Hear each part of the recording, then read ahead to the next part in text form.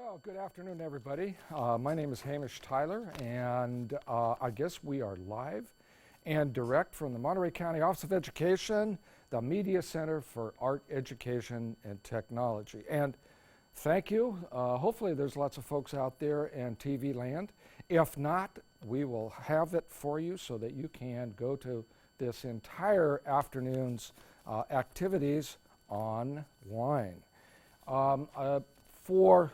For everyone else, we expect people to be coming in and out throughout this presentation. This is the Region 5 Forum, okay? Region 5 consists of Monterey County, Santa Cruz County, San Benito County, and Santa Clara County. You will hear reports from everyone in those particular counties. And we have some very distinguished guests here that are going to talk about issues that are very critical for Monterey County arts instruction and administration. And I know that some folks have already started to benefit from some instruction that they've heard through our various different offerings. Again, this is the Region 5. This is our forum. There are 13 other regions in the state, and they're all putting on forums at one time or another. I think hopefully we've got all of our technical stuff together, and it is with my extreme delight to introduce our first guest for this afternoon's broadcast and presentation. Paulette Lynch from the Monterey County Council for the Arts, and Paulette is well known to all of us in the county for all of her support, not only for educational projects, for arts in general. So it's my pleasure to introduce Paulette Lynch.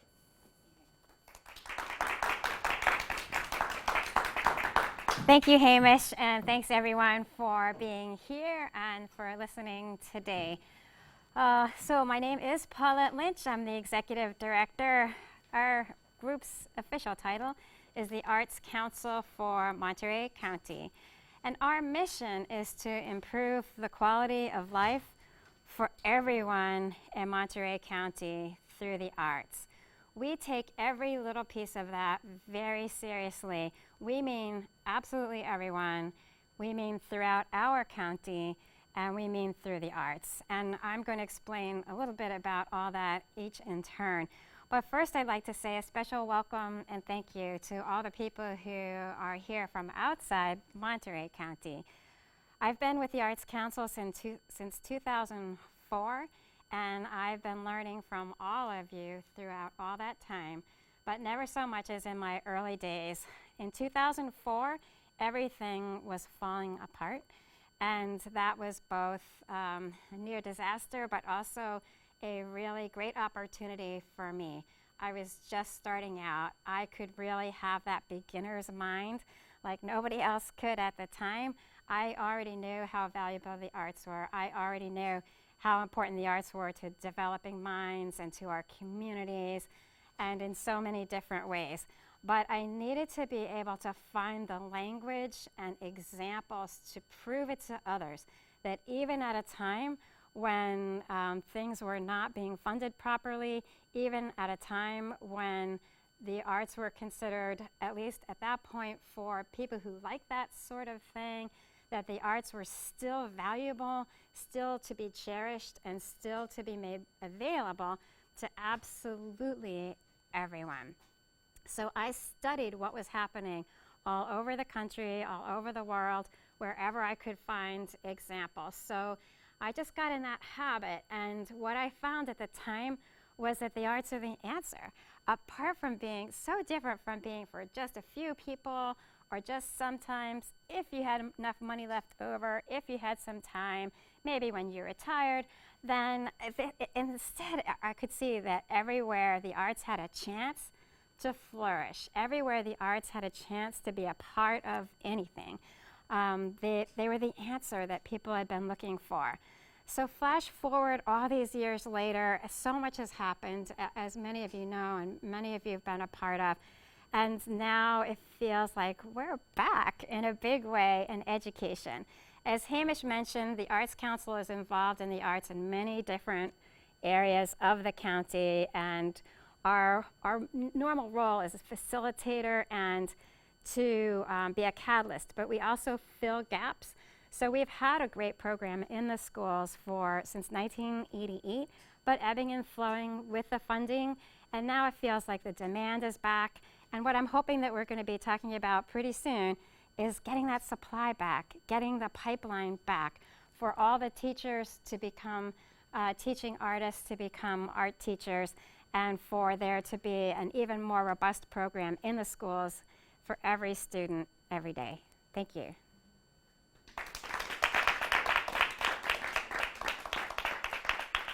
Thank you, Paulette. Thank you.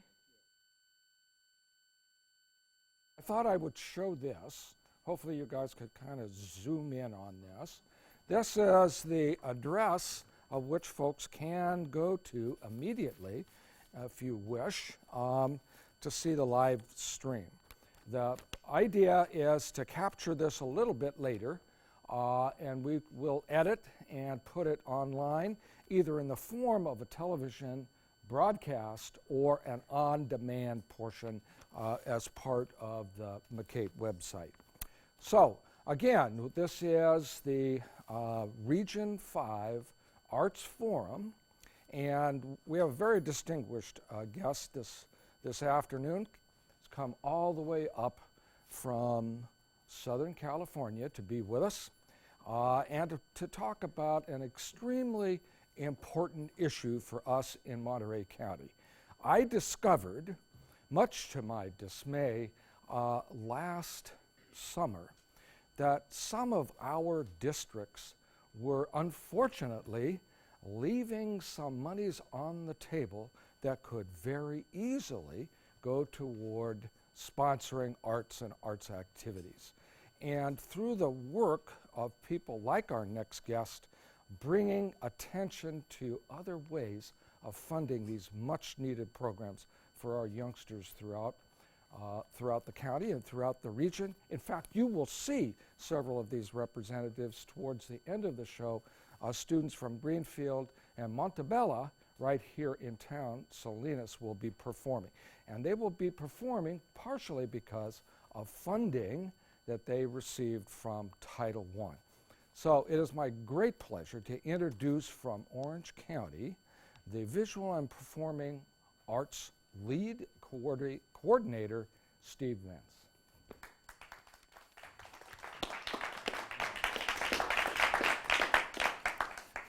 Good afternoon, everybody. My name is Steve Venz. I am the Visual and Performing Arts Coordinator for the Orange County Department of Education, and it's my pleasure to be here this afternoon, so thank you, Hamish.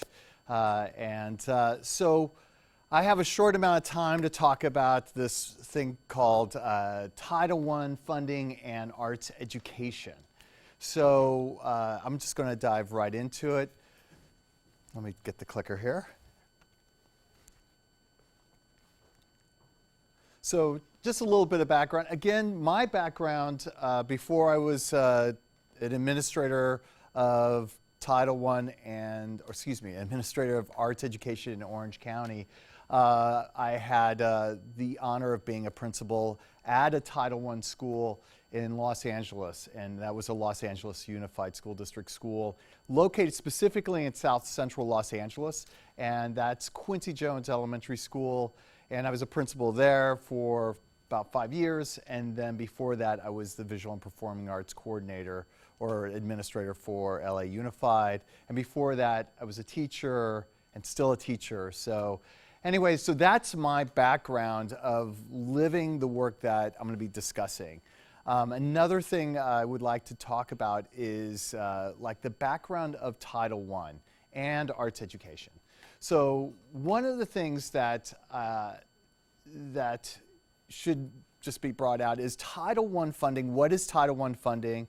And I'm assuming that if you're tuning into this, you probably know what it is. But just in case, Title I funding was funding that was created, it was a funding source created by the federal government to address students who are coming from a background, a socioeconomically disadvantaged background. Essentially, they are coming from communities of poverty and addressing those students to provide equity for their education. So this funding comes from the feds. It goes to, basically it will transfer down to the school districts, and then the school districts will transfer it to the schools where those students are. So that's what this funding is. So you have this money that's going into schools where there's a high need of funding, because those students and that community, really, there's a lot going on there specifically. So there's that. And then the other part is, so why are we talking about arts education? Why arts education with all of this business? Well, for several years, actually for many years, arts education was part of the solution to addressing some of the issues that we saw within the schools in terms of helping students to be successful and to achieve. But here's the thing.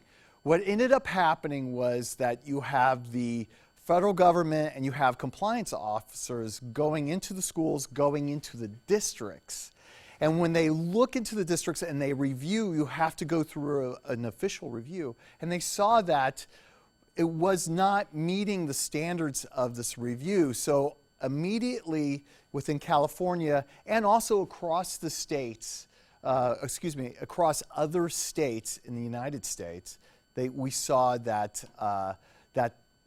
these funds were starting to be stopped in terms of use of arts education, or using the funds and using arts education to support the needs of the school.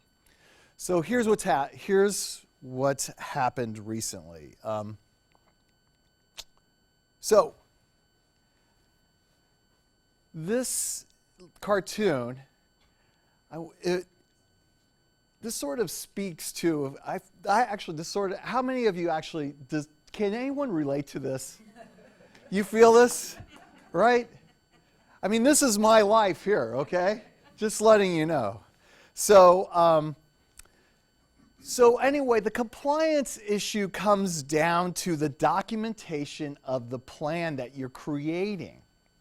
Meaning, a school, when they're using arts education, what they're going to do, or when they're using Title I funds, they have to develop a plan at the school. So that's for the upcoming school year.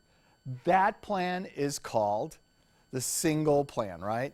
Single plan for student achievement. So one more time, it's the single plan for student achievement. Okay. So I'm just going to abbreviate it. I'm just going to call it the SIPSA. Does that sound so great? We don't have enough acronyms in education. So I'm going to I'm going to just use that one. So anyway, so with the SIPSA, what happens is you develop the plan using data and information that you see at your school site, and you bring the stakeholders coming together, school site council, and you develop this plan, and you get it approved, and everything is great, and you're moving forward. However, with all great plans, you have this thing that occurs. So throughout the year, you're realizing, well, this doesn't quite work with the plan. So you redesign different components of the plan, and you submit it, and you launch, and you go forward with trying to address kids that need certain help in certain areas. At the end of the year, the thing that happens is that you need to go back to the plan and see what worked, and then, of course, what didn't, right? So, again, going along the philosophy of your plan, but then you got hills and roads and different obstacles with that. So here's what I suggest with administrators and parents and teachers who are out there right now.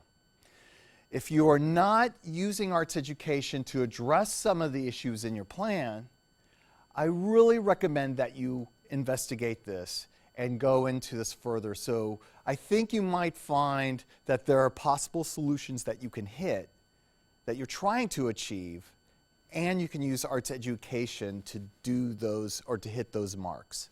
So just put that in the back of your mind. And so we're going to talk a little bit more about this. So a couple of resources that you can use for this. Okay, so number one, you can, it's not actually on the PowerPoint.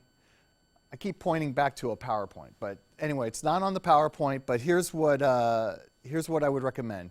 There's a website called Title I Arts, or just go to Google, go to Yahoo, whatever you use as a search engine. Just type in Title I and then type in arts education.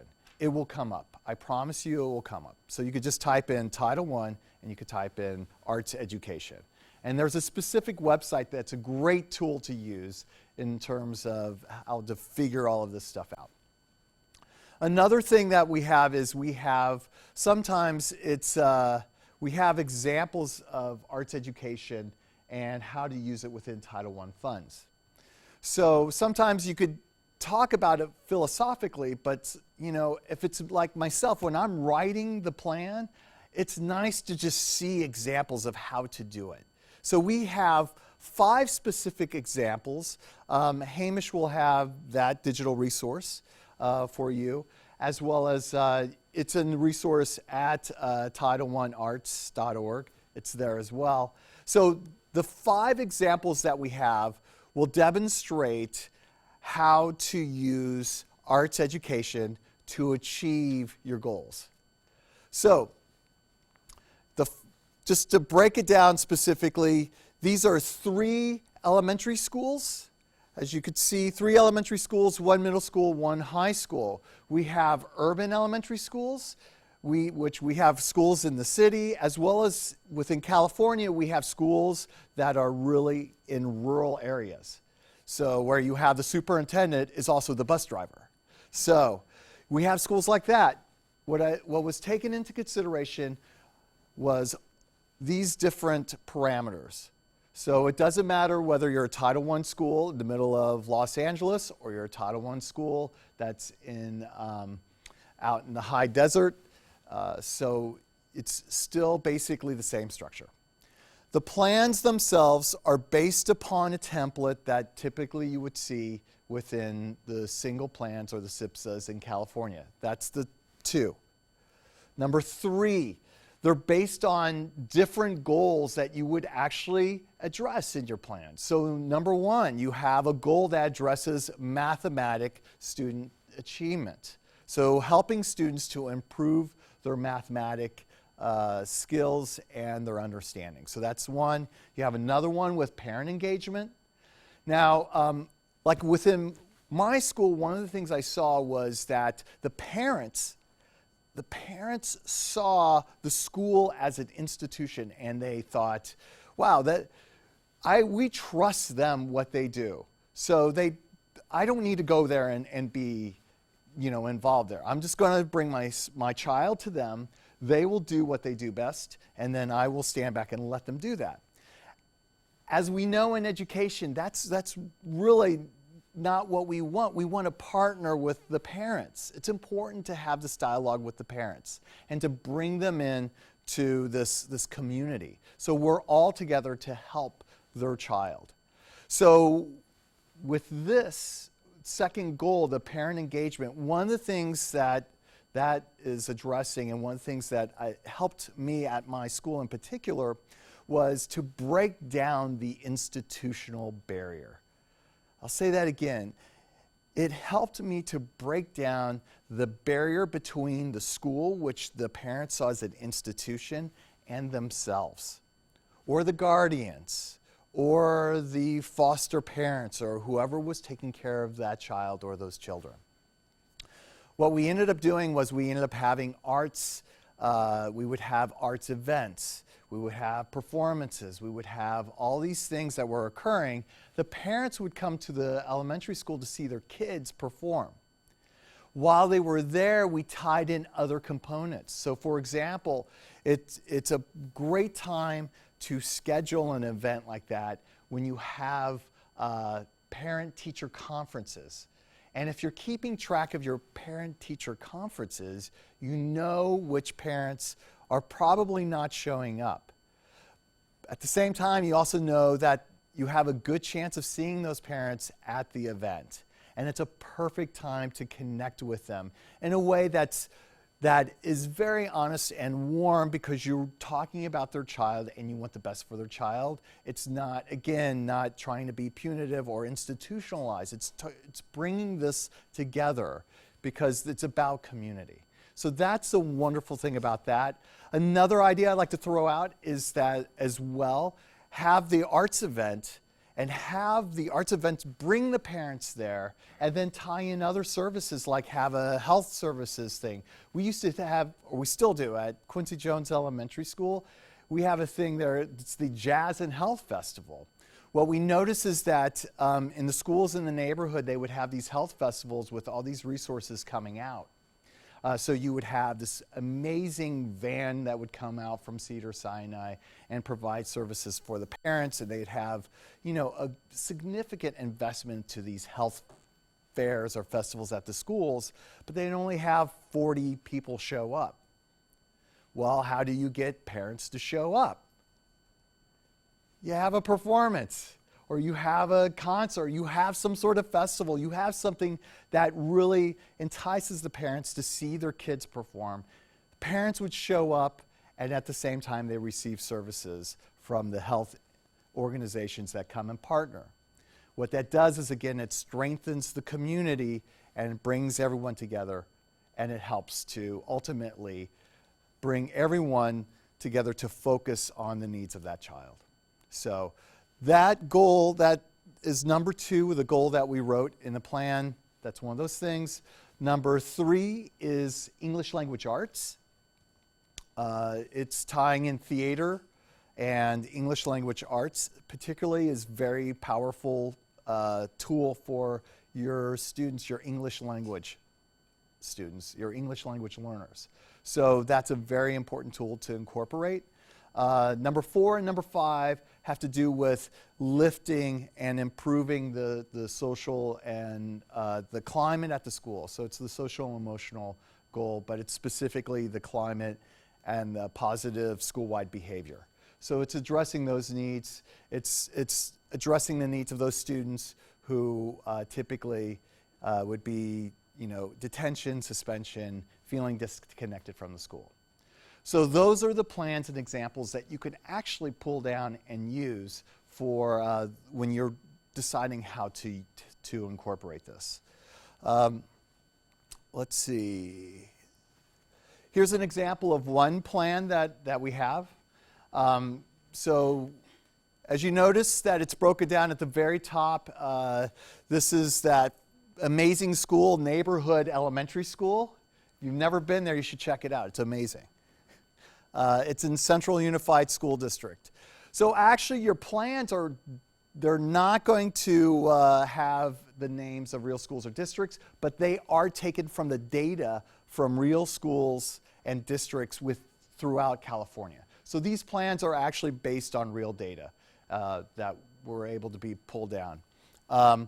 If you also notice that these plans are designed around SMART goals. So you can read the PowerPoint, so you don't need me to tell you about SMART goals. But anyway, you could see the breakdown of how it's approached. You know, the data that's used, all that fun stuff in order to figure it out. Let's see. Okay, now it's my opportunity to read to you each word of these examples. Exciting, right? Okay. Better yet, I'm going to show it to you. I'm going to read the PowerPoint, and you're going to love it. It's going to be great. Death by PowerPoint. Okay, I'm going to actually, you could pull down this information. I'm just going to point out a couple things. What goal is this example trying to achieve? When you're looking at the goal, it's basically all the goals are on top. So just make sure that you're looking at the top of the page. You could see specifically it's mathematics. And then the other part, if you look in the line that's right below the title there of academic goal mathematics, you'll see MPUSD goal, which you could read for yourself. The second part is, how is the school using the arts, right? How are they addressing this goal? So right in the middle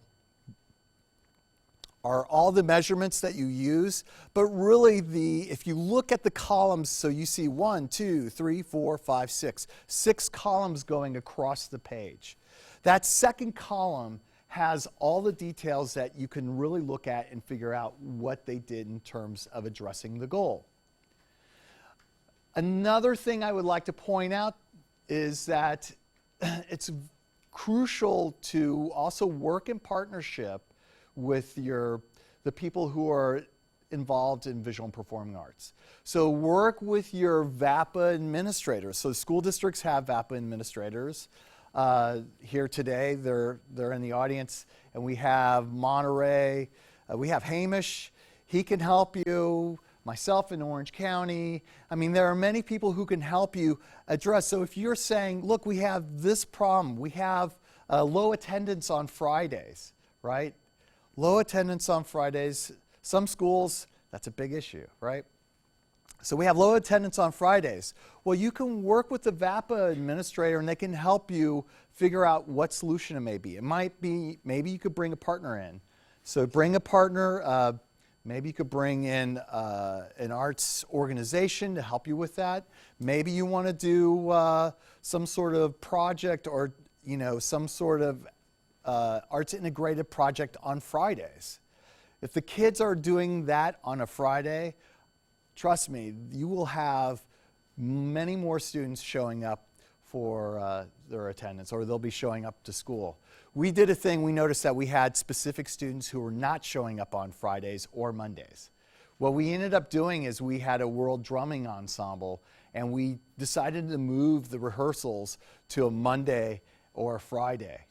And we noticed that the attendance was definitely improved. So these are some of the things that you can work with your VAPA administrators with. So I'm just going to move ahead here. We are not going to do the team analysis. We won't have everybody report out. I want to leave you with this one last thing. If you ever seen the movie Moneyball, or if you ever seen or read the book, it's about the Oakland A's, right? Oh, any Oakland? I might be stepping on toes here.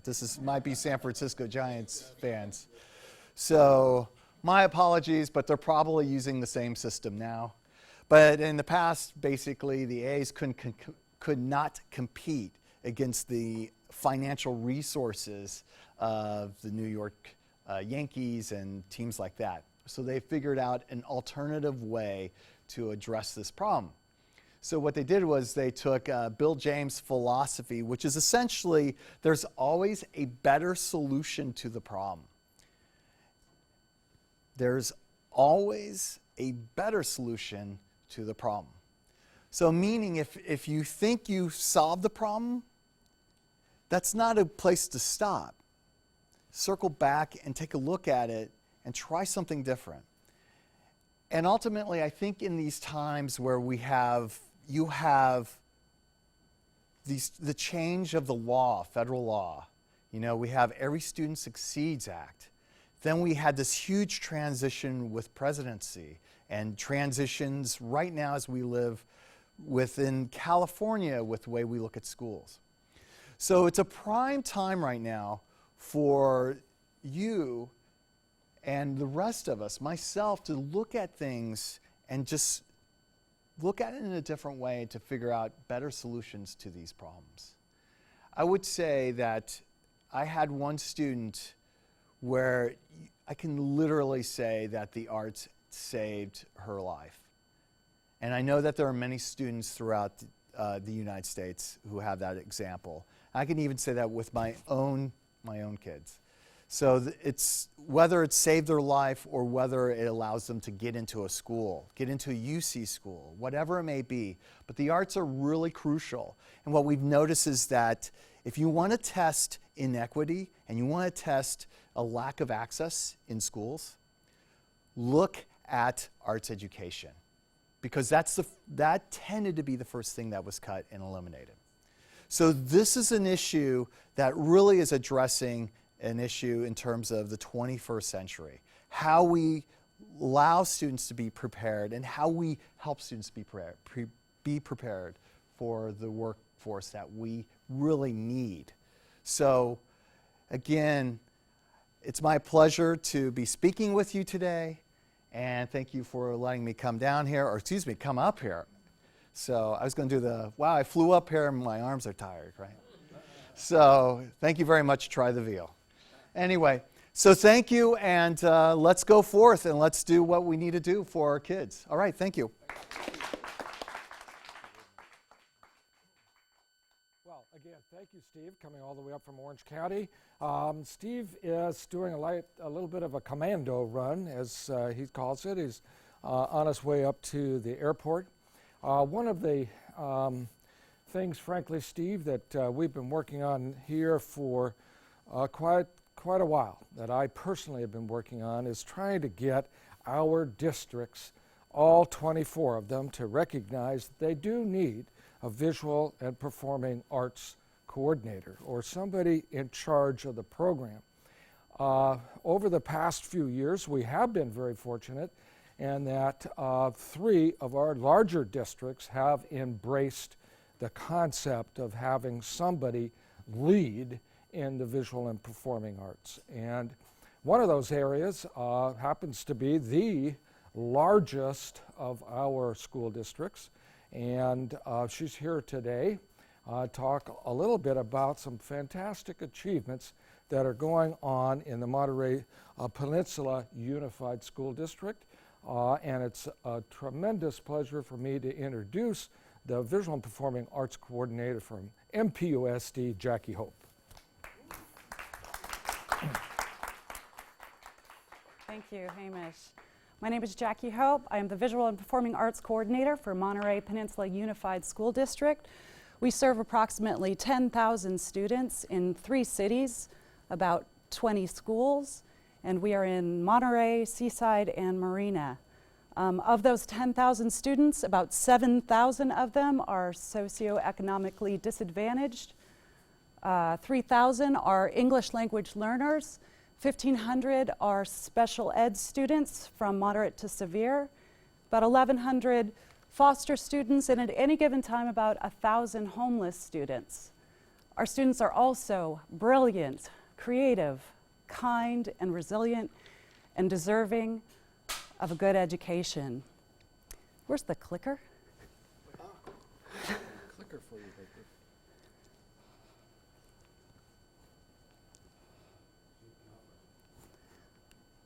All right. Can you help me turn this back on? And all right. Don't worry about it, we'll edit it out. You hit the off button on that? I thought I hit the next button. Here you go, hold that.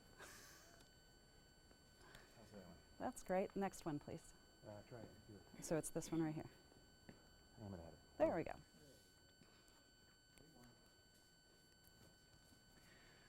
So there is great inequity in our county, with the highest per student funding at almost $17,000, and a lot of the other schools, districts, at around $8,000. It makes a difference. It's really hard to replicate the student experience with such a discrepancy. And unfortunately, across the nation, the determinant of student achievement that you most find is parental income. I don't want this to be the case, but in study after study, parental income dictates student achievement. This is mostly because your parental income dictates where you live and also the schools you go to and the types of resources and opportunities that are at your disposal. But we're pushing back against this.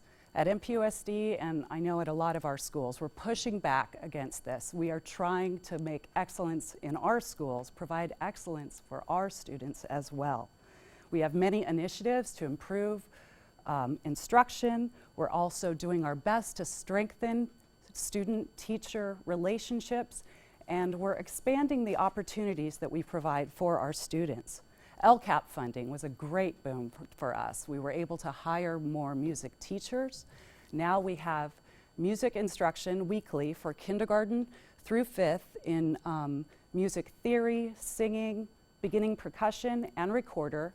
Then from 4th grade to 12th grade, we provide the instruments, and it's optional instrumental instruction, band and orchestra. We have some Next Generation Jazz Festival participants in our schools and some regional leads in strings and in band. We've dramatically increased our reliance on community partnerships. The Peninsula has great organizations, arts organizations that I became familiar with when working for the Arts Council for Monterey County before this position. One of them is Tandy Beal and Company, always exciting. They bring international dancers. So our 3rd graders all across the district are getting 10 weeks with Tandy Beal, learning movement, learning a little bit about cultural and geographical bits of all around the world. And then at the end, there's an exciting performance with dancers from Serbia and Croatia and the Congo and Argentina. Lots of different countries are represented. We also have musicals after school, and we're using our Title I funding for that at our Title I funded sites. For schools that do not receive Title I funds, we found a grant because we just really need to have musical theater available to as many students as possible. Like the speaker said before me, it brings in parents. It activates so many different parts of the student mind. In our high school, we're piloting a program with our local community college where it's a dual enrollment program. The community college provides the adjunct instructor and teaches our students theater at our sites. And this is an area of potential growth that we're definitely going to be looking into in the future. This year, Dance Kids invited 600 of our 1st graders to attend the Nutcracker. Next year, they're going to do it again, and also the Symphony has invited our entire 3rd grade class from 11 different schools to attend the Symphony. Eco Ambassadors is an arts integrated science program using art teachers from the Arts Council for Monterey County and science teacher from Return of the Natives at CSUMB. They're learning about local environmental conditions and pollinators and building native habitat gardens. And beyond partnering with organizations, we're also hiring professional art teachers to come to the schools in a lot of different areas. This keeps us nimble, so determine whether or not the state has funds one year or has fewer funds the next year, whether we get a grant one year, we don't get a grant the next year, we can hire based on a contract with independent contractors that have all the business licenses and are able to provide for large classrooms. This is just a really key way that we can have a robust program. So we're building a culture of arts appreciation. Our exhibits and our performances are well attended. Parents are coming to the school. They're providing input on what murals we're putting on the walls. They're doing our art nights. One of our schools is a nationally recognized turnaround art school, so we have events related to that. In fact, Jackson Brown is coming to one of our sites very soon, I can't say when. And that, is building excitement and draws parents to the sites. And what I want to encourage my fellow districts that are not funded as well as they should be is that with careful allotment of funds, with constant advocacy, both within your district and to anyone who will listen, with partnering with anyone that will come to the table, all these wonderful arts groups that are out there, and with teaching artists, you too can have a robust arts program for your district and your students. Thank you. Thank you, Jacqui. Again, you are, this is part of the Region 5 Arts Forum, an annual event in which people can, from the region, San Benito County, Santa Clara County, Santa Cruz County, and Monterey County, come together and we can share some things, and maybe not necessarily in person, but we can certainly do it electronically. Can you imagine, as an old-time coach, can you imagine a team, football, basketball, baseball, without a coach? Can you imagine what that would be like? Well, as Jacqui hinted, that's something we need, like coaches for our arts programs. And in the visual and performing arts, this is especially crucial. I came from a private school, by the way, whose tuition tops even Carmel's. The tuition to go to that school is $42,000, okay? And that's an area, a very affluent area, as Jacqui suggested. So it is so pleasing to get together and hear some of these good reports. And mentioning the Turnaround School, we will have a performance from Greenfield and the Greenfield Elementary School, Mary Chapa, which is also a Turnaround Arts School. So there are some really good things happening out there in our communities. So moving right along, we're going to go to another county now, an adjacent county, and find out what's happening in neighboring Santa Cruz County. And we have the coordinator, visual and performing arts coordinator from Santa Cruz County, and it's really wonderful to be able to say this and introduce you to somewhere, to Audrey. Audrey Sirota? Very good. Hi. I knew you were out there. Thank you. Hi, everybody. I'm Audrey Sirota, and I'm the new arts coordinator for the Santa Cruz County Office of Education. And being new, I've been on the job since September, and I have to say that I am inspired. I am completely excited about what's happening in Santa Cruz County.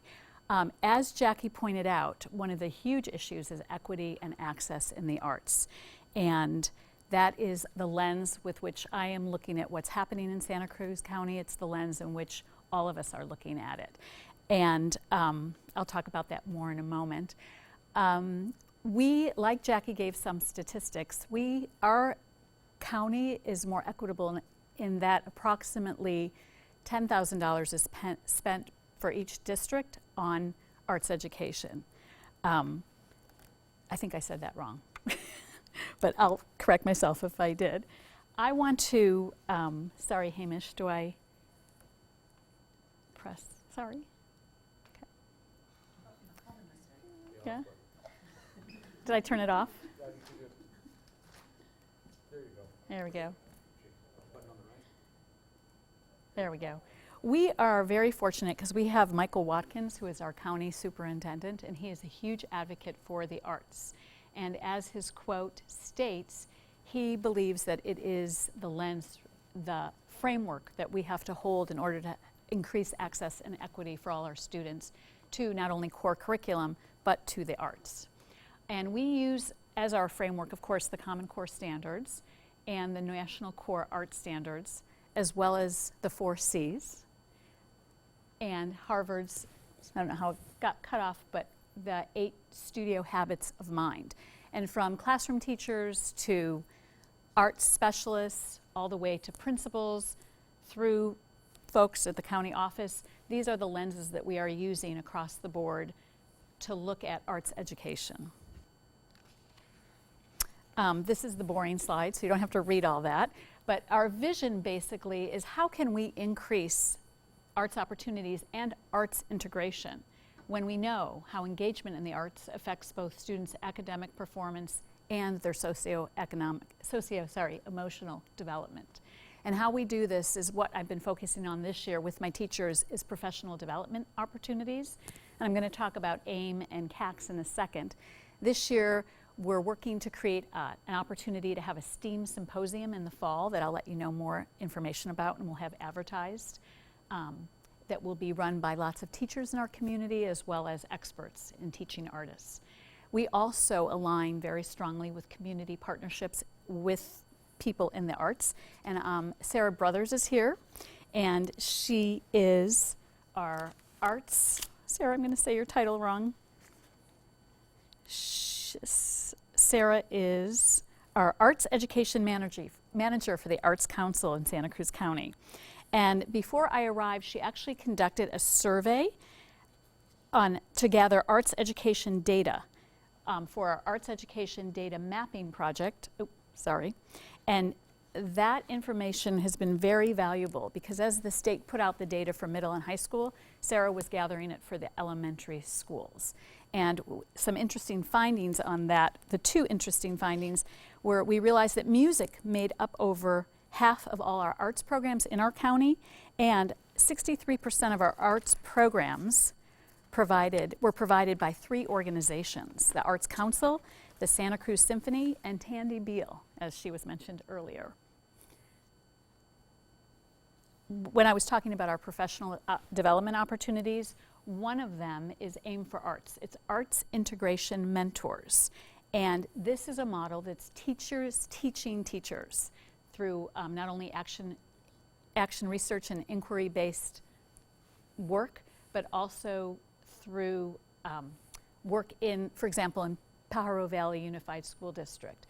Teachers coming, really stepping up to teach each other skills and concepts and hold the framework that I was talking about earlier of Harvard Studio Habits of Mind, as well as the 4 C's, to support each other. Next year we're going to hold 3 events that will be run by teachers. The Teachers Teaching Teachers Aim for the Arts model. And we also have, for the secondary teachers, we have CAX, County Arts Educators Exchange. We held 1 event this year, and we're going to hold 3 again next year. And this was actually at our community college, Cabrillo Community College, where instructors graciously opened their classrooms to all the teachers in the county, kindergarten through 12th grade.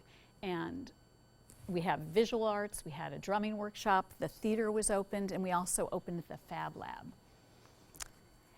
In our community partnerships, we also worked with Tandy Beal as well, and I think Jacqui did a great job describing her work. And we worked in 6 different districts with 6 different schools this year, and we are also going to support her this coming year to work in hopefully 10 different schools. We work with the Santa Cruz Symphony, and this year is very exciting because we got accepted because of our Title I funding to work with Carnegie Hall's Link Up program. So every 4th and 5th grader will have a recorder and go to the symphony and actually have Danny Stewart conduct them in this piece, which is called The Orchestra Rocks. We worked with John Orlando and the Distinguished Artist Concert and Lecture Series to bring world-renowned pianists to 4 different schools in our county, and we're going to again work with him on this project next year. And just a week ago, we had International Jazz Week in the schools, and we worked with Prince Lachey, and he brings artists from all over the world. This year, he brought the 2 women musicians from Sweden, from the Royal Academy of Music, and they spent a week in 5 different districts in 5 different schools. And again, they'll be back next year. And this year, we were fortunate enough to have Edith Boone, who is a muralist, an amazing woman who has created amazing murals all over the world, including San Francisco. She came to talk in our county, and she's coming back next year to create a mural at one of our alternative education schools, Sequoia School, and she will be working there to help students unpack their hopes and dreams and to use that material to build a mural in their front entrance. And finally, I just wanted to point out one other professional development opportunity that's coming up this summer. Is Santa Cruz County Office of Education has sponsored with the Arts Council the Summer Arts Institute, and this is our 7th year. And again, we invite teachers from all over our county to come and experience what it is to be an artist and be immersed in the arts for a 4-day institute, as well as learn lots of techniques for doing arts integration in their classrooms. So thank you very much. Thank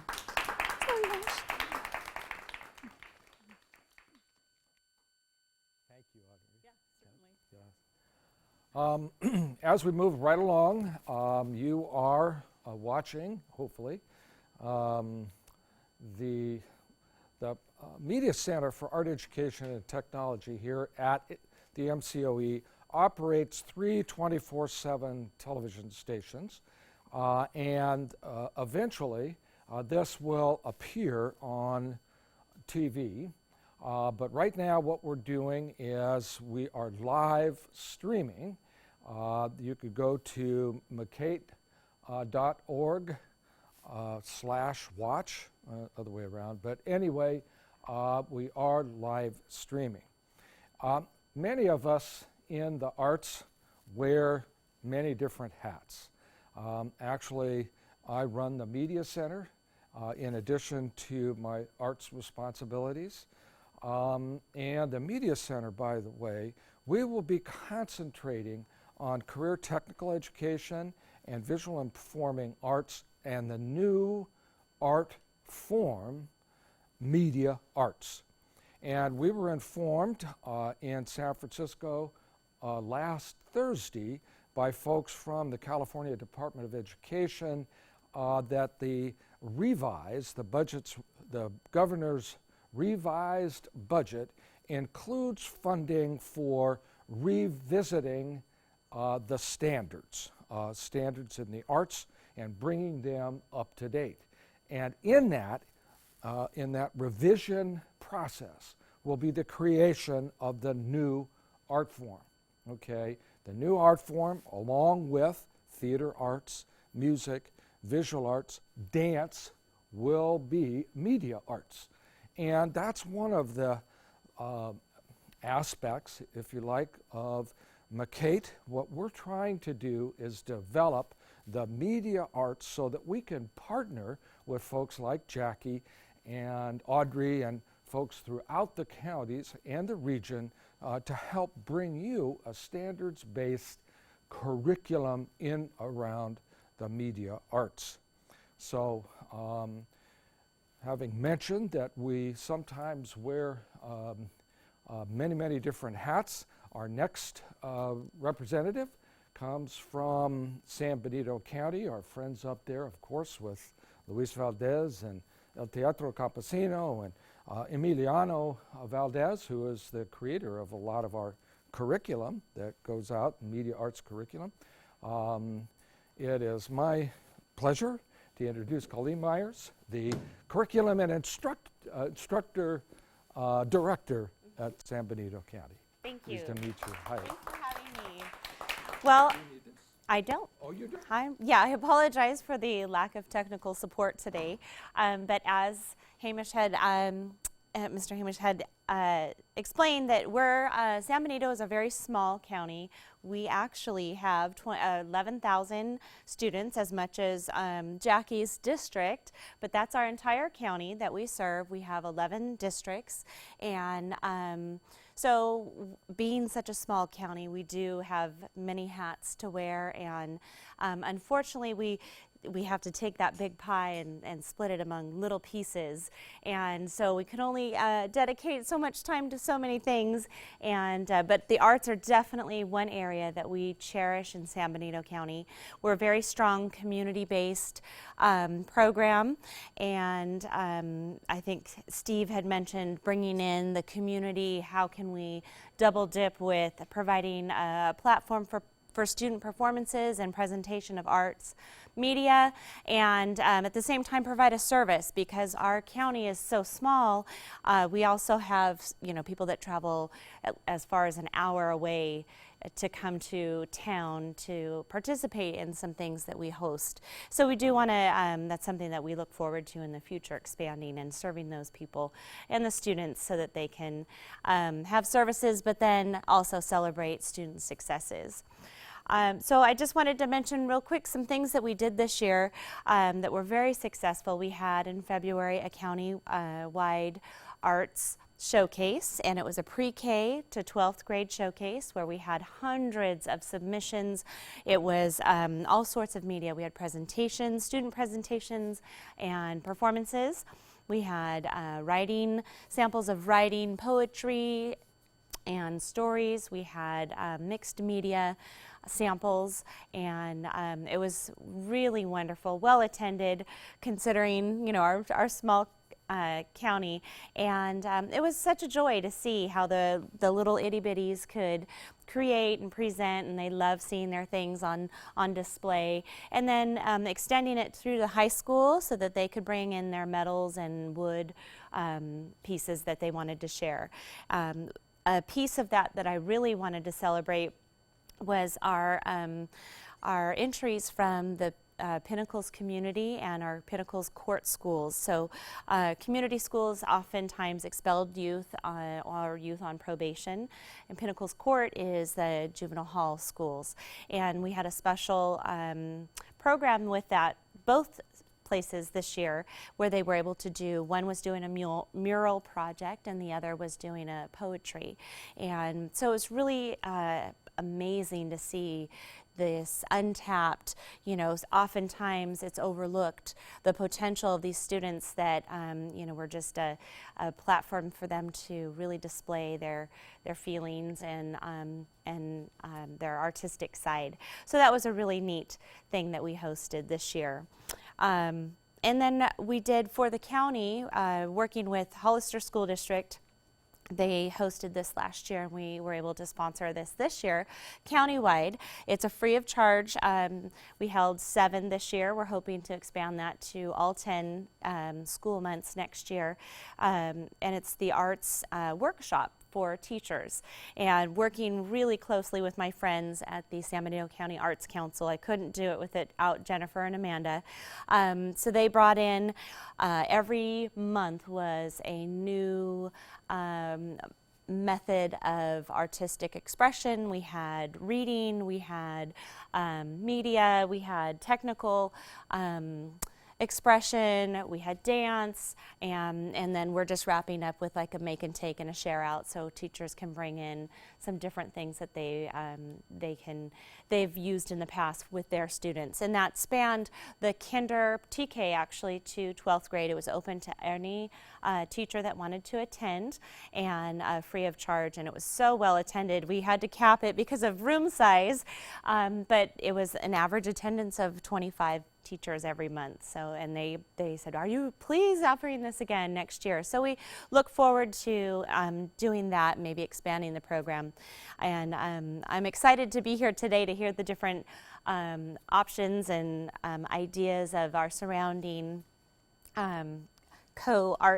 artists, so that we can maybe take some back and again use what we have, our small little office, and see what we can really capitalize and bring to the students. So that's all I have for us today. Thank you so much.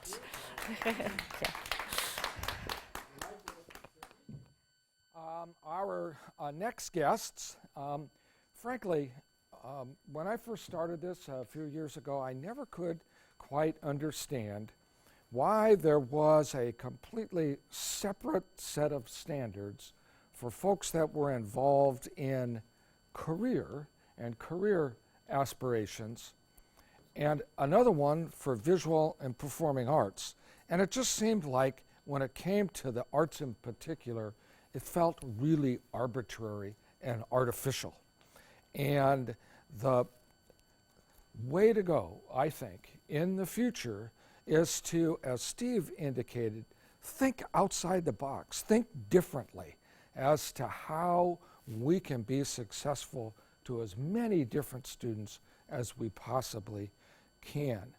And the idea of career technical education and the visual and performing arts, especially in media studies, is one that I find extremely attractive, and it's one that this county office is really exploring in how to bring them together. And by the way, also conjoining with language arts, because as we all know, journalism is changing, okay? Print journalism, the old style, is gone, folks, really, as people adjust to new ways. So why not include in this new conglomerate career technical education, visual and performing arts, and language arts? Well, we're working on that. And today we have some very provocative thinkers and workers that are working on this project. But before they give us their CTE, Career Tech Education VAPA presentation, which we saw in San Diego and we thought was really provocative. Jeannine Flores is from Santa Clara. She's the coordinator for visual and performing arts and a good sidekick who appears at all the different meetings along with me, and a good friend. She's going to talk a little bit about what happens, what she's doing in Santa Clara. Jeannine.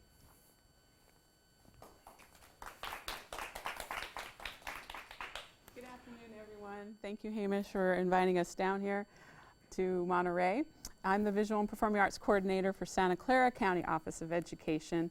I am the A in STEAM and the head of the Artspiration Initiative to celebrate, educate, and advocate arts for all students in our county. And I loved hearing from Colleen and Audrey and Jacqui about what's going on in the different regions. And I wanted to share what was going on in Santa Clara.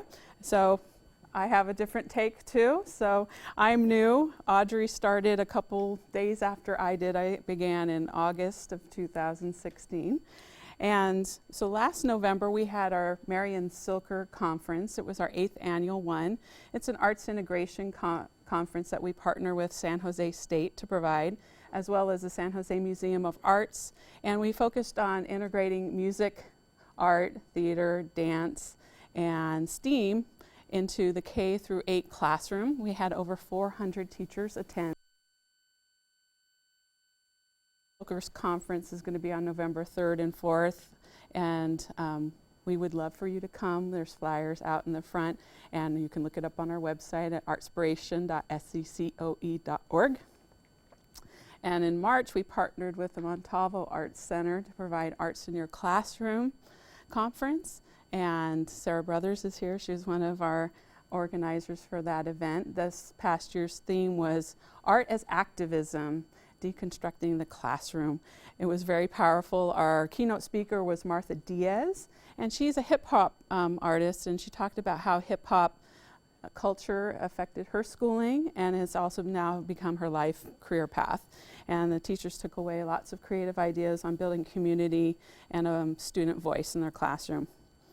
So next week is our Young Artist Showcase. We have over 60 students being recognized, and all their artwork will be incorporated into our permanent collection at the Santa Clara County Office of Education. We have pieces that are mixed media, ceramics, oil paintings, all the way to animation. Really glad to be able to celebrate and showcase our talented students. And then last July, we had the Creativity at the Core Summer Institute, and that is the California County Superintendent's Educational Services Association's Arts Initiative event. That's a mouthful. This year, it's going to be July 26th through 28th. We're also hosting it again this year. And you'll hear from educational leaders, teacher artists, art specialists, and inspiring speakers from across the state.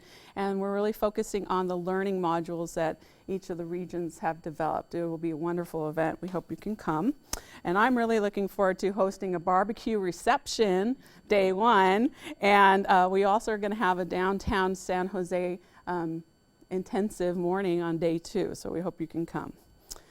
So since August, we've provided art and music integrated professional development in Santa Clara Unified. As Jeff and I did that, you'll meet him in a moment. We've been working with Gilroy Unified to develop their vision for their music program over the next 3 years. We're wrapping up developing a strategic arts integration plan for one of our elementary schools. It's Valley Vista and Mount Pleasant Unified School District. And we've been supporting our teachers through our secondary arts teacher network meetings. And we're currently trying to develop a strategic art plan for our entire county. And how can we better support the arts across our county? And what else? Arts with March is Arts Education Month. That was our campaign in March. We really tried to showcase what was going on in media arts, dance, theater, music, and the visual arts across our county. And we continue to celebrate all of our students and our teachers and develop relationships among our community. And I'm thrilled to be here and doing this work in Santa Clara. And again, I just want to thank Hamish for having us here. And I would like to introduce my colleague, Jeff Schmidt. He is our Career Technical Education Coordinator, and he's going to give you a little update on what arts, media, and entertainment is. Thank you, Jeannine. By the way, you forgot to mention, on your VAPA stuff, you forgot to mention we have the largest showcase of student adjudicated artwork in the state of California at a California Office of Education. So anybody who's in Santa Clara County, come by our offices and see. You can't walk in our offices without seeing student art everywhere. And in the last few years, we've partnered with our CTE sort of digital media realm, and we've actually used the virtual reality concepts of augmented reality, actually. And there's a thing called Auras or Aurasma, and we've embedded student videos into their artwork in the last few years. So if you come to our offices and you download the app, the Aurasma app, which is a free app, you can point your device at the student artwork, and the student will actually pop out of their painting or their drawing and talk to you and tell you a little bit about their art, which is really exciting. We also recently, Jeannine, you actually put a bunch of art up at the San Jose airport, which is really super exciting for the students who, people from all over the world are coming through and seeing that artwork, and we're hoping to embed student videos into that artwork as well. There's a lot also happening into the arts, media, entertainment world in Santa Clara County. By the way, we are a very large county. We have 31 school districts. We have a 32nd school district, which is all CTE. It's called the Metropolitan Education District, which is a purely career technical education programs that take students from other districts. We have nearly 300,000 students in Santa Clara, so it's a little bit different situation than some of the people in the room that talked earlier with the scale and the size. But we're super excited to be part of Region 5 because there's a lot happening, as you can see. There's a very, very passionate part of California where there's lots of art coming out of it. And it gives our students a voice, and I think that's really, really important. In the last couple of years, I've been seeing some things happening in the art world with the CTE world where we kind of are melding the worlds together. Partly because there's some funding and some grant funding available for CTE where a lot of the art teachers that do a lot of stuff outside of school that might be self-employed, might be doing a little volunteer work, might be helping out here and there and interning or externshipping, those teachers actually qualify for a career technical education teaching credential in many cases. So I'm seeing a huge increase in teachers wanting to move out of the boundary of being a VAPA teacher and increasing their ability to teach also CTE courses. So if you're not familiar with that world, we have the VAPA world, which is the visual and performing arts world, which is a separate type of teaching credential. It's the traditional academic type of teaching credential. We also have the career technical education teachers, which are in the world of art in California, are the arts, media, entertainment industry sector. So when you see the terms AME and VAPA, that's what we're talking about. We're talking about marrying those two worlds so we can talk about the careers that are available in art as well as the real true artistic techniques that are necessary in art. So it's really exciting for us as Jeannine and I have been able to partner and to try to figure out ways to bring both those worlds together. And Hamish had mentioned earlier this concept of standards, and we've heard that come up several times today. And there are a lot of things happening in education that are changing the standards, so we're going to talk about the standards. But first, we want to talk a little bit about our team. We're part of a STEAM team at the Santa Clara County Office of Education. This is my A. She's the A. A. And CTE is actually all over STEAM. We do have a T, but for a while I was sort of the T guy. But career technical education actually, I mean, all 15 industry sectors contain digital media and they contain elements of design and art. So we really feel like these are really important worlds to combine. So some of the things that she mentioned that we have done together, we've done professional development for teachers. For example, the Santa Clara School District has brought us in as a team to work with both their VAPA and visual and performing arts teachers as well as their career technical education teachers, even if they weren't art teachers. So what we got to do is combine all of our ideas and create a year-long professional development experience for those teachers. And we brought in all these different standards from different places. So in a few minutes, we're going to start with kind of showing you those standards. We've also been able to highlight some of our showcase professional development offerings from the Santa Clara County Office of Education. And we do, not only do we got to do districts and do specified custom delivery of PD, we also have a lot of events at our county office, of course, like conferences and workshops. But we have some sort of signature programs. One of those is actually a marriage of VAPA and CTE. It's called the Digital Storytelling Certificate Program, and it's a year-long PD program with 2 cohorts. We've got an administrative cohort and a teacher cohort, or TOSAs, and we want those leaders to work together all year and learn skills, and they can gain certificates in a graphic novel and documentary film, animation, as well as photojournalism. And we bring in community partners like the Walt Disney Family Museum and the Pulitzer Center. And we bring in experts to teach the teachers first, and then we work with the teachers to help them develop lessons. The teachers implement those lessons. They have thought partners and reviewers, other teachers. They review the process. They show us examples of the student work, and then they reflect on it. So at the end of it, they've gone through the period. Not only have they learned new digital media techniques, but they've applied it, and their students have learned it. Would you like to add anything to that story? That was great. Yes. We have the digital design thinking module as well that just started up. That's right. And we have a project-based learning practicum that's year-long. So with all this professional development, Jeannine and I started learning that, you know, there's a lot we can do to not just art teachers, but there's actually a lot of art we can teach any teacher. So we're going to show you an example of a PD that we did down in San Diego at the Arts, Media, and Entertainment VAPA Leadership Institute, where we modeled a lesson that any teacher at any grade level probably could do. There might be a few kindergarten, first grade classes that may not be appropriate for this, but whenever I say that, teacher shows me wrong. So what we would like to do is talk to you about this, walk you through it, and kind of, here's what we did with the group of teachers. So there's a couple things we're going to ask some of you in the room to actually do with us, but for the most part, we're going to show you what we actually did with a different group of teachers. Awesome. So that being said, First thing, we're going to go over the standards.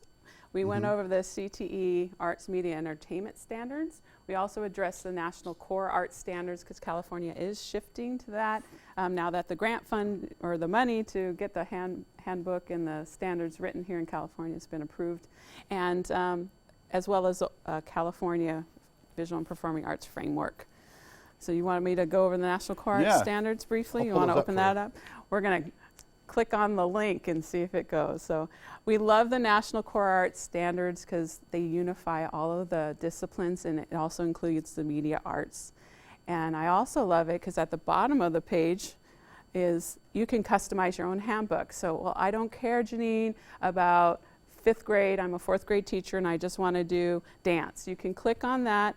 You can tell them what grade level you want to do, what discipline you want to do. There's also something called the EUs and the EQs, which I love. That's essential understandings and essential questions. And then you can also pick what strand you want. Under music, it has instrumental. It could also be classroom music, composition, and then you just click on Create Your Own Handbook. You can download it, you can save it to your computer, and you can reference it at any time. The standards are creating, presenting, responding, and connecting. This ties in so well with the Common Core and having students speak to the process of creating the arts. and to add to those, on the left of our screen right there, you see the cover of the Arts, Media, and Entertainment CTE standards. And all those CTE standard booklets have little bubbles underneath the title. In this case, you see 4 circles underneath that little film reel. And that tells us that there's 4 different pathways of standards in the arts, media, and entertainment world. So if I click on that, it'll take us to the website. And the California Department of Education website, you can download the standard booklets in the industry. As we go through it, you'll see every pathway. There's 4 pathways, and it starts with the arts, media, and entertainment sector description, what they call the anchor standards. And then you'll see the design, visual, and media arts pathway. And then you'll see a second pathway here, which is performing arts pathway. And then you'll see the third pathway, which is right here, production and managerial arts. And then finally, the game design and integration pathway. But what's so exciting about the CTE standards is after you get through the pathways on every single one of the industry sectors, no matter where you're looking, whether it's art or not, you're going to find this amazing tool here. And this is very exciting. It's great. It's called the Academic Alignment Matrix. And unfortunately, it's going to look sideways to you because the way the book is printed. But it's right here. And I'm just going to pull up this first little side. So you kind of have to cock your head sideways here. And you'll notice that if you've already identified the pathway you're teaching in, on the left column here, going down the side of the page, it starts with the Common Core Language Arts standards. You'll see the math standards, statistics, geometry, algebra. You'll see science, NGSS, the next generation science standards, and all this is built into these booklets. So we just wanted to make sure you knew they were there. All the research is already done for you. I love that. That's right. Right?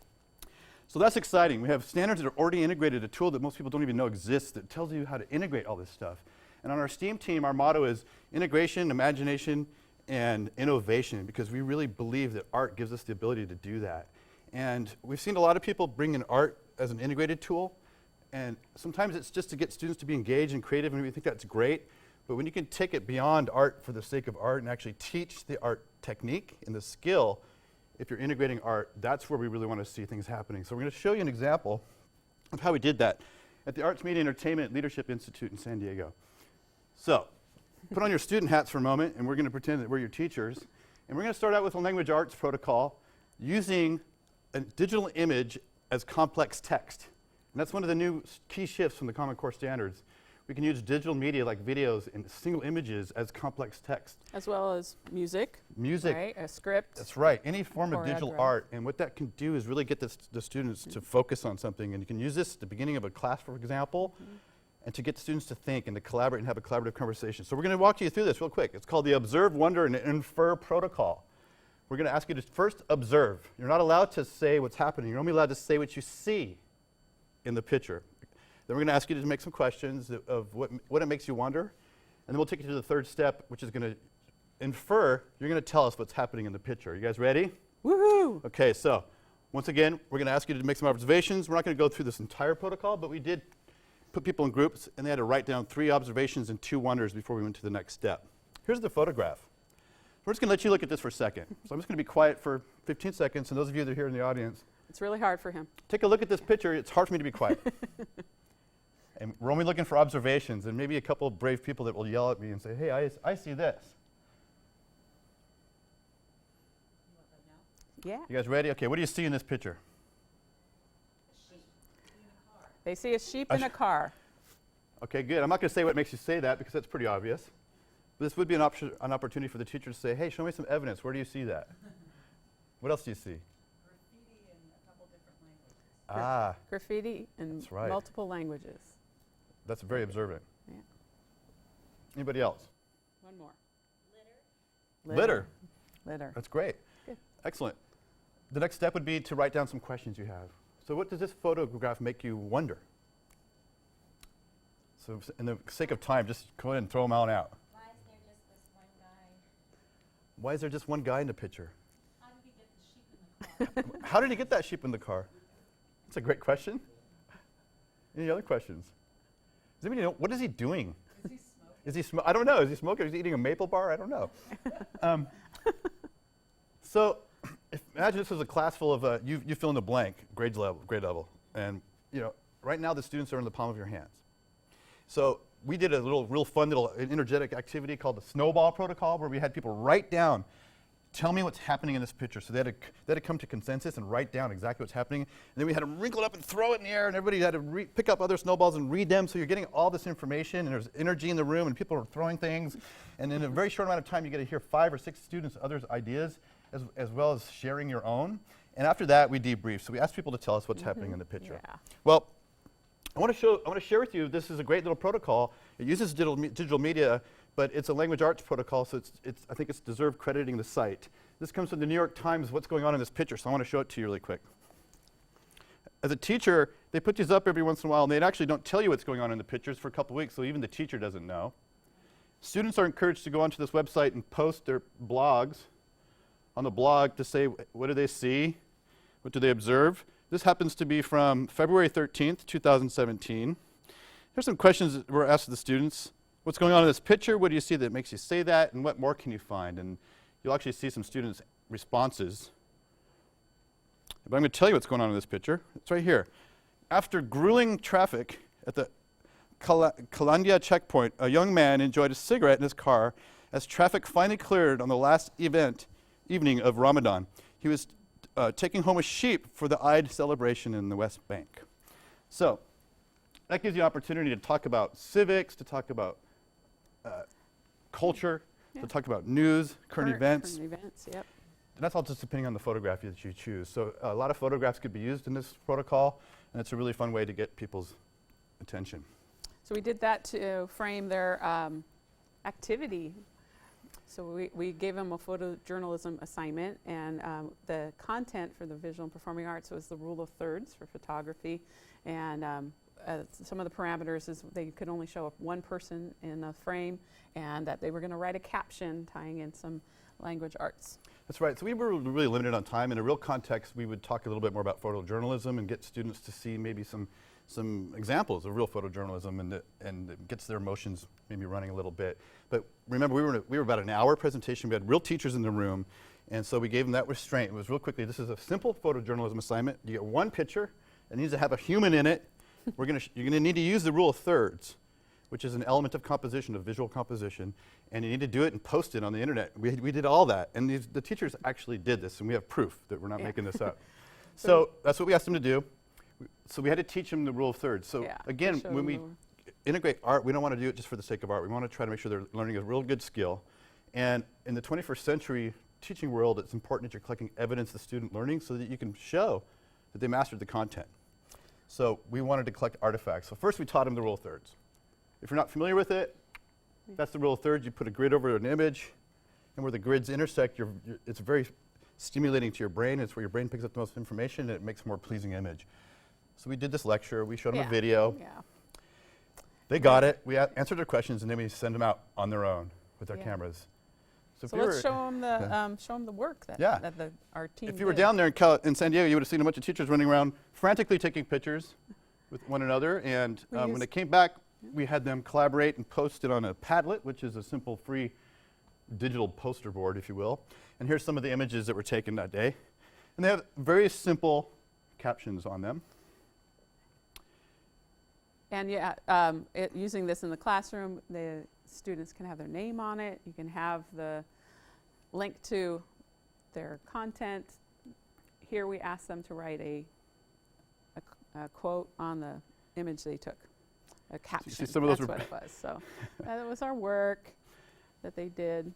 That's right. So, and that was really fun because they came in, they were all energetic, they posted their material, they shared with one another. Immediately got to see what everybody else did.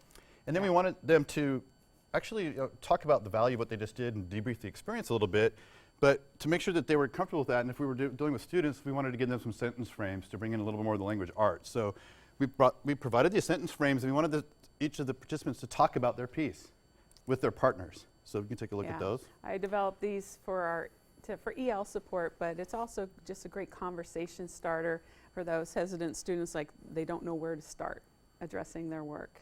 So they just gave them, they didn't have to use all of them. They could just pick one or two, or you could ask them just to do one, number 5.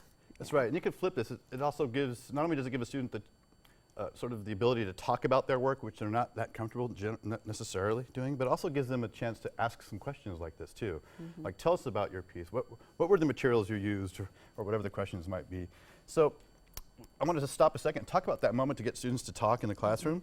When you can stop, break up the instruction and just give it a few minutes or a couple minutes, 30 seconds, whatever, to let the students talk. We call that a collaborative conversation, and it's an academic language-based conversation. It's not social language.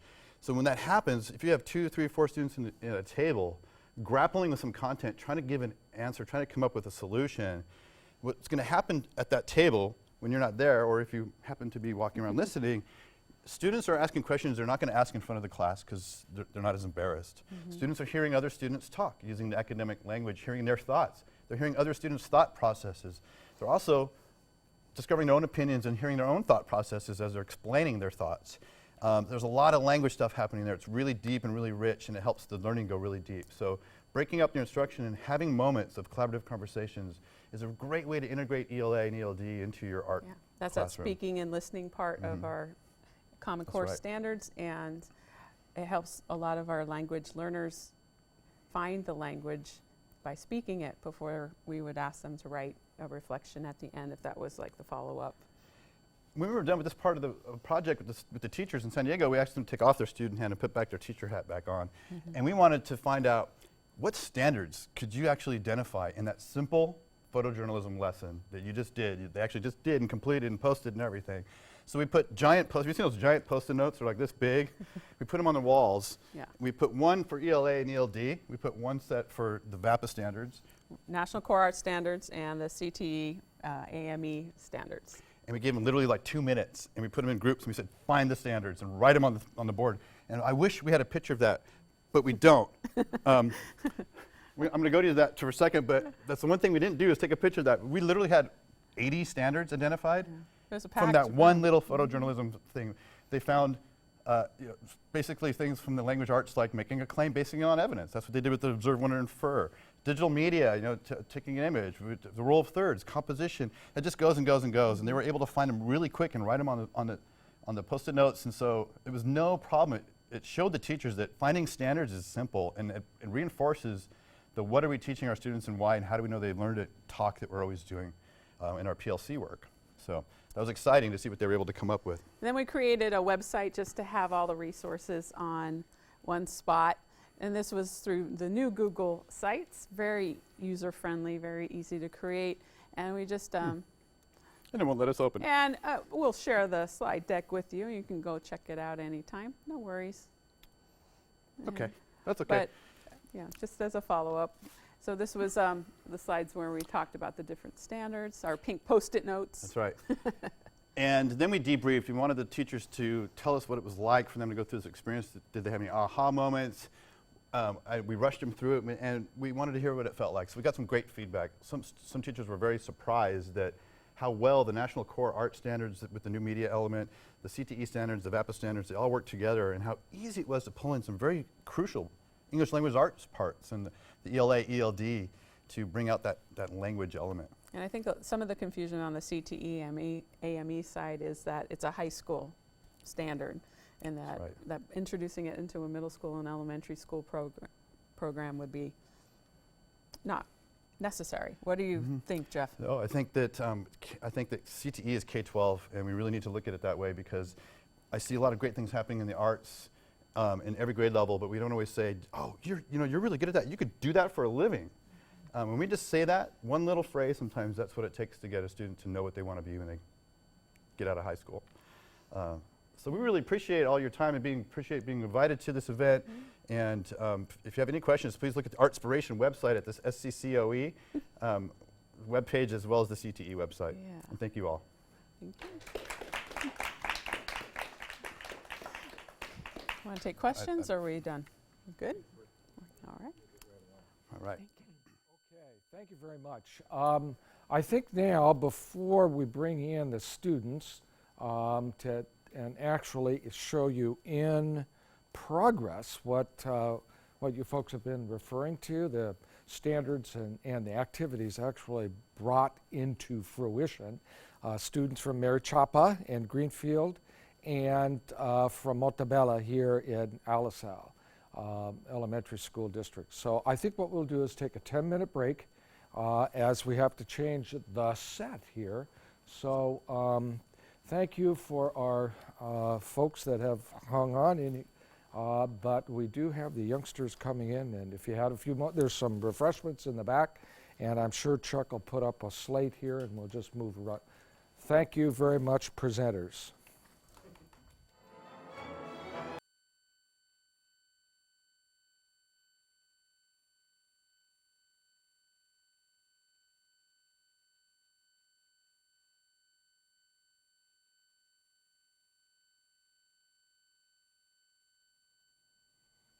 Good afternoon, and once again, we're at the Region 5 Forum, and it is my great pleasure to demonstrate now. This is a time for us to see the great work that has been going on over the past year, led by our terrific staff with Emiliano Valdez and his fellows, and with Joanna Owens and all the great people that have part of our outreach program. Well, I don't know about you, but I'm really excited to hear some news. Take it away. Good afternoon. I am Angel Perez from Mary Chapa Academy, bringing you some local news from Greenfield, California. Greenfield, California, located off of Highway 101, is the perfect location for the new Pinnacles Plaza. The plaza will include a major travel and fueling center for the 70,000 vehicles that travel along the highway daily. Located at the south entrance of Greenfield, this will be the only trail center along the central coast from San Francisco to Southern California. Wow, Nick, this is what Greenfield can really use. Let's turn to Nick Parra for our sports.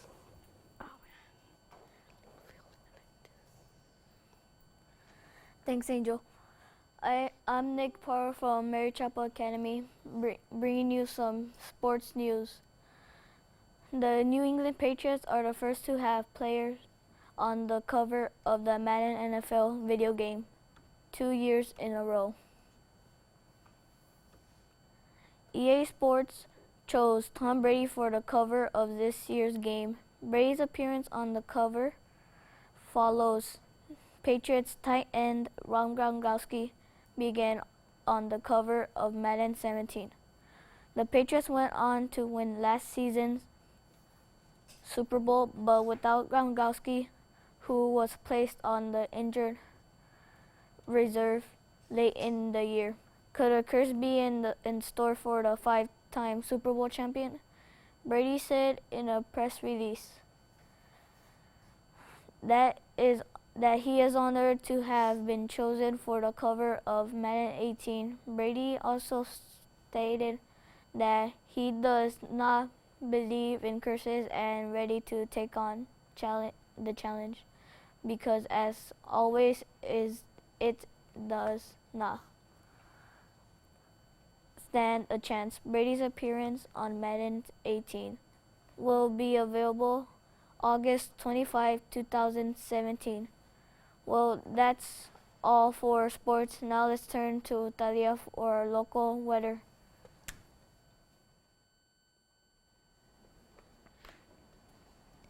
Thanks, Nick. Hello, I'm Talia de Jesus Flores from Mary Chapa Academy. Conserved weather forecast for Greenfield, California. Today, Monday, was mostly sunny with some cloudy times with a high of 65 degrees, mild wind for 50 miles per hour. Tonight, we are looking at low of 50 degrees and wind slowed down to 10 miles per hour. Tonight's sunset will be at 8:05 p.m.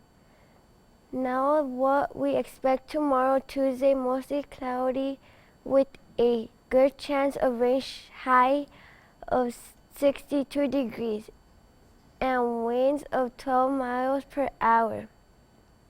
Tuesday night, a low of 46 degrees and winds stay at 12 miles per hour. Tuesday sunrise is at 5:57 a.m. and sunset at 8:05. That's all for Greenfield, California weather through Tuesday, May 16, 2017 from all us at Mary Chapa Academy. Thank you and good night.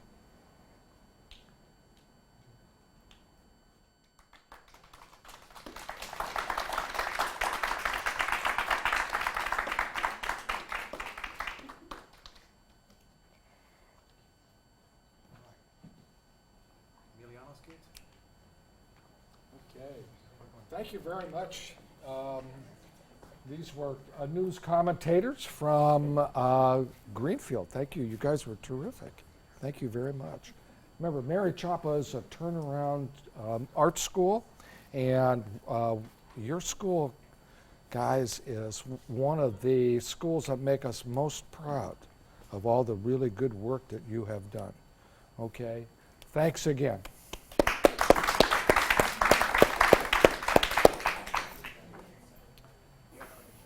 We'll take a short break and swap out the set. Yeah. All right, let's swap out the set here real quick.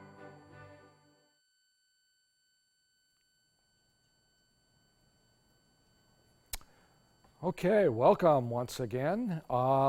It is my great pleasure to introduce a friend who has been very supportive over the last few years, and in fact, whose uncle is probably responsible in many ways for this entire complex here. I was years ago very, very intrigued with Luis Valdez's concept of teledramatic arts and technology. Luis was years ahead in terms of anticipating where we would be today. And it's with great pleasure that I'm going to introduce his nephew and introduce our kind of curriculum specialist and the leader of our Actos program, leader of our media arts direction, none other than Emiliano Valdez. Hi, thank you. Thank you very much. I'm Emiliano Valdez. It's a pleasure to be here today. I thank you guys for all coming. It's really important, I think, the age that we're living in now, to promote digital citizenship. And I think that one of those things is not only is it important for our kids to be responsible when we're online, but also be responsible for accessing the information that comes across. So I think that is our focus, and that's our push for why the news. It also keeps our students informed. As we know with the changing times, it's very important for our students to kind of stay abreast of the things that are happening in the news and kind of decipher sometimes for our families at home some of the things that are happening. So it's really important. This has become a big push since summer, our first summer program. And right now we're pushing because we are trying to involve more schools in what we do. We don't just do the news, we create shorts, we do short films, we do animation, we do stop motion animation, and we do also do PSAs for our schools. One of the great things about what we're doing right now is that it absolutely is putting a great energizer for our students in the Common Core classrooms that they're in all day long. And so one of the things that we actually teach is collaboration, communication, teamwork, critical thinking, and that is all part of what we do in our after-school programs and some of the programs that we're starting to move into the day school. And so it's important to us right now that we push. We have a brand new curriculum that is a broadcast and film curriculum. It is CTE, Career Pathways driven. It's also Common Core aligned. And we are actually taking that on the road over the next couple of years to put it in various schools to make sure that we're having equal access for all of our students. Again, we are a self-sustained operation in that the schools that we are willing to serve don't have to have technology in place. They do have to have an internet connection, of course. But we do have a self-sustained truck, the media truck that comes in that has stations for us to be able to produce all of the stuff that I just listed. Again, it's really my pleasure to work in this community. It's not a far community from where we've grown up.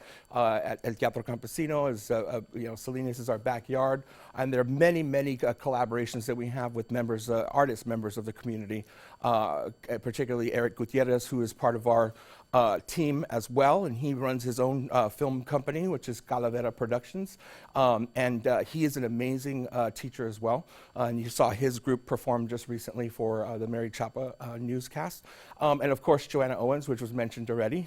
She's an amazing person who is with us every day in our programs, but we like to make sure that we're hitting what's needed and necessary in the schools, not just a fun after-school experience. Of course, it needs to be engaging, but I think what's really important to us is that we are aligned to what the teacher's goal are of the school day, and that is to make our kids collaborative, creative, the 4 C's, right, and critical thinkers.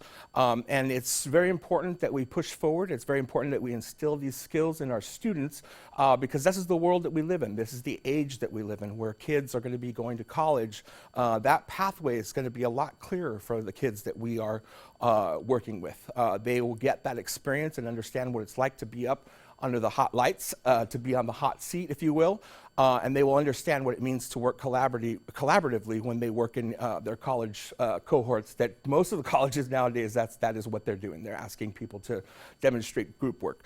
I'm very, very privileged to introduce the next group, which is one of the other schools that we are currently serving right now, and that is Montebella Elementary School.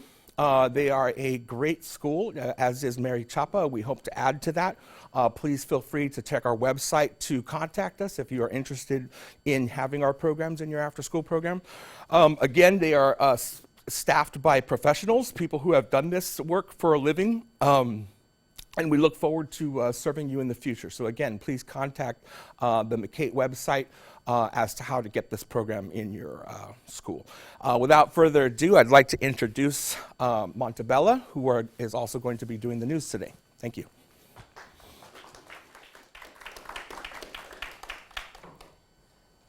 Good afternoon. Welcome to McCate Studios. I am your host, Emilio Benjamin Gonzalez, and here are my two co-hosts, Jasmine Gonzalez and Gabriela Tana. Okay, so today my news is national news. Police in California have been searching for a boy that has gone missing. A 35-year-old father was given instructions to deliver the boy at a certain place, but was unconscious and was arrested for endangerment and abduction, and for also being unconsciousness after being okay, so the mother states, I told him to bring the boy to a certain direction in strict orders, and his bill payment is $100,000, but was moved up to $10 million. And now on to Gabby. Thank you, Emilio. So recently, a women's homeless shelter has been shut down due to not having enough resources coming in the first 3 months. This has led to women being in streets without food, clothes, and personal products. In Montebella, a 6th grade class has started donating clothes, food, and personal hygiene to Victory Mission Incorporated, where they are a homeless shelter for anyone. And this is an example of how anyone can make a difference in this world. Now to Jasmine.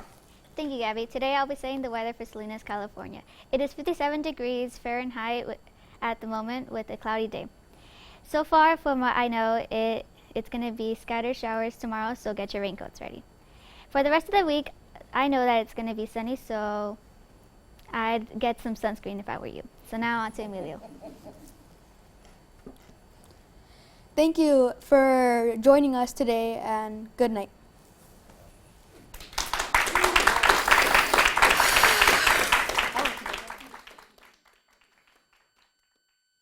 Thank you. Very interesting news, and thank you, McCate staff. Thank you, folks that have stayed with us right here to the end. Again, this has been the Region 5 Forum.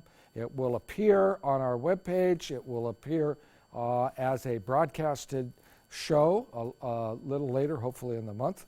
But again, thank you very much, performers and everyone else, and we will see you. Good afternoon. Good job, guys.